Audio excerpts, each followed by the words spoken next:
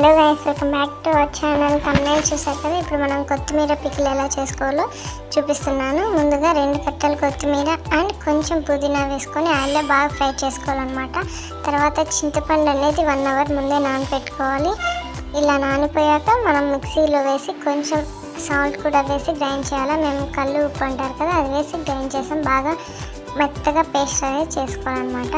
తర్వాత కొంచెం ఆయిల్ వేసి, ఆయిల్ వేడెక్కాక మనం ముందుగా పేస్ట్ చేసుకున్నాం కదా చింతపండు, అది వేసి కొంచెం కలర్ చేంజ్ అయ్యే వరకు మనము చేసుకోవాలన్నమాట. దాని తర్వాత ముందుగా వేయించుకున్న కొత్తిమీర అండ్ పుదీనా కూడా మిక్సీలో వేసి బాగా అది కూడా పేస్ట్ చేయాలి. అంటే అంత మెత్తగా కాదు, కొంచెం మీడియంగా అనేది గ్రైండ్ చేసుకోవాలన్నమాట.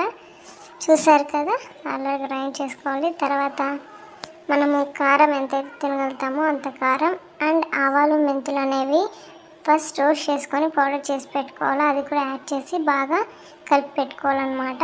చూస్తున్నారు కదా అలా. తర్వాత మళ్ళీ ఒక బాండి పెట్టుకొని ఆయిల్ వేసుకొని పోపు కోసం 3 ఎండుమిర్చి అండ్ తెల్లగడ్డలు చూస్తున్నారు కదా, అవి కొంచెం మెత్తగా దంచి వేసుకోవాలి, లేదంటే పేలుతాయి. తర్వాత కొన్ని ఆవాలు అండ్ కొన్ని మెంతులు వేసుకోవాలన్నమాట.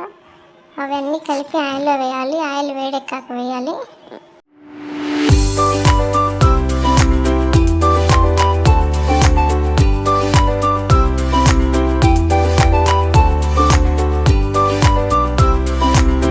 అవి కొంచెం కలర్ చేంజ్ అయ్యే వరకు మనం అలానే పెట్టాలి.